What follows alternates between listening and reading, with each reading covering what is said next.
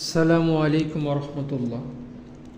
পুরুষদের স্বর্ণ ব্যবহার সম্পর্কে তো একটি গুরুত্বপূর্ণ হাদিস হযরত আবদুল্লাহ ইবনে আব্বাস রাদিয়াল্লাহু তাআলা আনহু হইতে বর্ণিত আছে যে রাসূলুল্লাহ সাল্লাল্লাহু আলাইহি ওয়াসাল্লাম এক ব্যক্তির হাতে সোনার আংটি দেখিয়া উহা খুলিয়া ফেলিয়া দিলেন এবং বলিলেন, কি আশ্চর্যের কথা!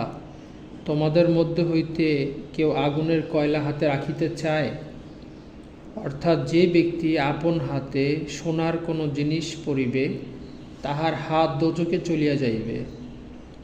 রাসূলুল্লাহ সাল্লাল্লাহু আলাইহি ওয়াসাল্লাম চলিয়া যাওয়ার পর ওই ব্যক্তিকে বলা হইল, তোমার আংটি লইয়া যাও এবং উহা বিক্রয় করিয়া অথবা হাদিয়া স্বরূপ দান করিয়া উহা দ্বারা উপকৃত হও।